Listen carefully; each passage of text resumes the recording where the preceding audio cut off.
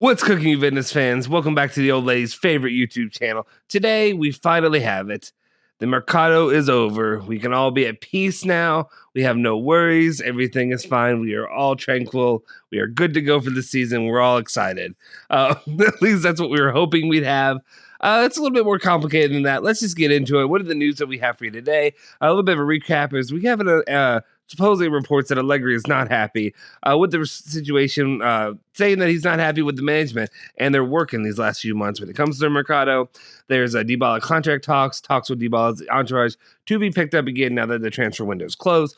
And then Rugani's agent speaks up about him staying at the club. Stick with us. We will fill you in now.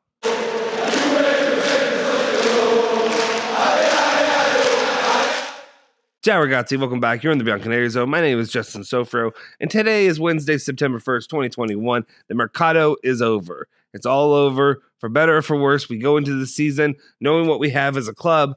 We'll dive into that shortly, but if you're new here, make sure you smash that subscribe button, join our community, what we're doing here at the channel, hit that like button as well, so that way it definitely helps our channel with the videos that we produce, as well as, to help provide you more content the more we grow. Also, hit that bell icon to stay notified for our latest videos. Anyway, let's just get into it. What's the latest news that we have? Well, of course, now that, the Mercado's over, everything's good, everything's smooth sailing. Juventus is looking, it's all looking up from here. Let's just go ahead and dive into it. Corriere della Sera is reporting that there are problems in paradise for Max Allegri at Juventus already. So, Allegri expected that the spot left by Ronaldo would be filled by a pure center forward, and Icardi or even one of the style of Giroud or Zico. Instead, Keane has arrived, not a man of the area either, who does not excite him for many reasons. He coached him at the start of his career, and he's also worried about his character. But Allegri also has regrets about Pjanic, who he had asked for from the start, and even counted with some calls about Icardi. That's a doozy to start the day. I would say this is what we do here. Not only is this a news show, it's also me giving you my opinions. You don't give a damn about them, but I'm going to give them to you anyway. I don't know exactly how to take these reports. I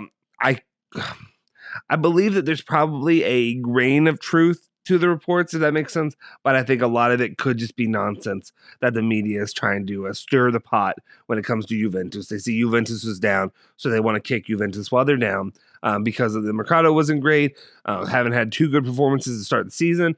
It's about as low as it's been in a little bit, even after, the season that we just came out of. The one thing I'll say is I'm trying to think of the best way to get. Okay, one thing I'll say is this. Here's what I want to get out. The media is known to do this. It doesn't surprise me at all. It shouldn't surprise you one bit either. I even have a pulled up here.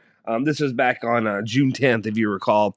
Football Italia put out a report basically saying about Manola Portanova, about him being involved with a potential arrest.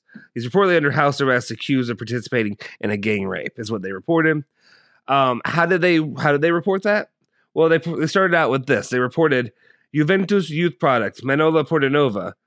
And then here's how they started out. They title it with Juventus youth product. They don't say, hey, this kid has been sold for over 6 months. He has been at Genoa. They did add it later. They said who was sold to Genoa in January. But overall, they used Juventus to get clicks, to disparage Juventus, whatever have you. That's just one example of an outlet doing that. But overall, this is fairly common. If you're a Juventus fan, you're going to see people slandering Juventus. I want to say, too, though, when I'm talking about this, I think Juventus as a whole, I think when I say this, I want to be clear. I think Juventus should be criticized when they deserve to be criticized.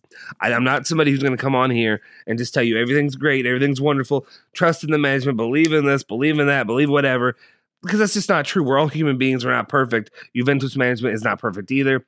Anybody who tells you that is not being 100% truthful at the same time. But I do agree that Juventus is the target of ridicule, or not ridicule, but they're always in the crosshairs from every other club, from every other entity when it comes to Italian football. They're going to be the ones in the crosshairs. It's BS. It's a bunch of crap. But when we go into these rumors or the rumors here, what he's talking about, they're saying that Allegri expected the spot to be left by Ronaldo. One of the things that really, I don't want to say irked me, but like I questioned and I wondered, because remember when Allegri was first hired, I've talked about this plenty of times on the channel, I've talked about it in lives, whatever have you. They mentioned that Allegri would be in basically the guy in control when it came to the Mercado, when it came to the club, when it came to a lot of these things, that basically he would have a lot of control and he'd be able to pick who's coming, who's going, whatever have you. And they mentioned it here at the bottom about Pjanic being an option coming in.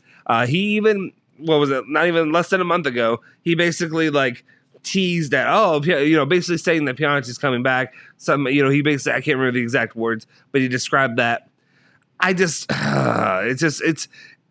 That looked bad too, because he didn't end up coming, the way that all played out. I would say, and you know me, with the midfield that we have, even though I call it, people we've at the channel, thanks to Fix, have come up with a thing calling him Candyman, because I was not for him coming. The midfield probably could have used him right now if you saw what the midfield did the first 2 games. Anyway, I'm lingering on this one a lot, but the reason is it's kind of frustrating to see the media do this like they like to do with Juventus, but at the same time, I have to wonder if maybe the tiniest bits of it could be true as well. I just think this is one that they pounced on early before, maybe something of substance was out there. Does that make sense? Anyway, let me know your thoughts on this matter and the whole situation, the rumors flying around it, if you think it's true or not. I think there's another part to it. El Giornale says Allegri is said to be furious with the management. The coaching club had talked about their other moves. They only replaced Ronaldo with Keane, and the arrival of Locatelli is not considered enough. Allegri would have liked another midfielder and 20-goal striker. Should have included that when I was talking about it earlier. But yeah, we'll see. I mean, it could be true. It could be true. But we don't know. Nothing's substantiated yet. I would like to hear from the coach. Of course, the coach, being a coach is probably going to give you a lot of coach speak. I'm going to gloss over it a little bit just to be a consummate professional. But I mean, as fans, I think we're all frustrated with what we have, that they didn't get more. So, of course, I imagine he's going to be frustrated, because he's the man with his job on the line who's going to have to try to provide with what they gave him. So we'll see going forward. Let me know if you think how much truth there is to this rumor or whatever have you here.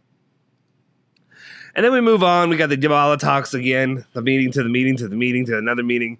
What I like to joke about. Giovanni Albanese is saying the meeting between Juventus and Dybala's entourage hasn't been confirmed, but is likely to take place around the weekend. Juventus are offering Dybala a 4-year deal worth 8 million euros plus 2 million euros in bonuses. Dybala's entourage wants 10 million euros as a base and a 5-year deal. So, again, we're going to get more meetings and more meetings to set up a meeting, to finally have a meeting, and then we can have one more meeting so that we can have a meeting and then Dybala can turn him down. I'm kidding. We'll see what happens. Hopefully Dybala will renew. The last thing we need is another outgoing striker right now, or, having to replace 2 guys instead of 1 with a big target later this, hopefully next Mercado. But yeah, we'll see what happens going there. We'll see. I think you just have to be reasonable. I understand you want him to get that 10 million euros as a base, but I feel like 8 million plus 2 is more than enough right now, given the current situation. And giving, he had 1 good performance the first match of the season. Second one, he completely flatlined. He was barely even on the radar. Then we've got Mirko De Natale, who's talking to Daniele's agent, Rugani's agent, who said that Daniele has been approached by several Italian and foreign clubs, but there's never been anything concrete about his possible departure. The desire to keep him was clear. He was reconfirmed because the qualities of the boy are very appreciated. He is still young. Yeah, very appreciated, I'm sure. He is still young and has already more than 100 appearances for Juve. He's very happy to start his 6th season with the club. I'm sure he's very happy. I don't know how much I think is appreciated. Maybe Allegri, does like guys like him and Hindashilio, or maybe he just has to work with what he's got. Again, I don't need to reiterate my opinion when it comes to Rugani, but overall, it's basically been, I don't want to see him out there on the, in the defense. He does not need to be there. He was horrible the last couple times I've seen him, and he hasn't gotten any better since then. And then finally, the last news story of the day is Tutto Sports reporting that basically if Ronaldo had left in July, Cherubini would have made an attempt for Vlahovic, but the answer of Camiso would have been no thanks. It's not certain that Vlahovic will renew his current contract until 2023, which is what currently has. Juve are already ready for an investment of 60 to 70 million euros. We'll see what happens going here. I'm not careful. We want to like. I love rumors. Everybody loves rumors. That's why you're here. That's why you're on the channel. So you like to hear those rumors.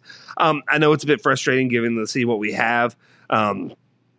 That they didn't go after a big main target. Of course, you only had 5 days left because of the situation that the outgoing striker left you in, which was it was a horrible situation for Juventus to be put in. That's about as much as I can really. I mean, that's about as much as I should say on it. But overall,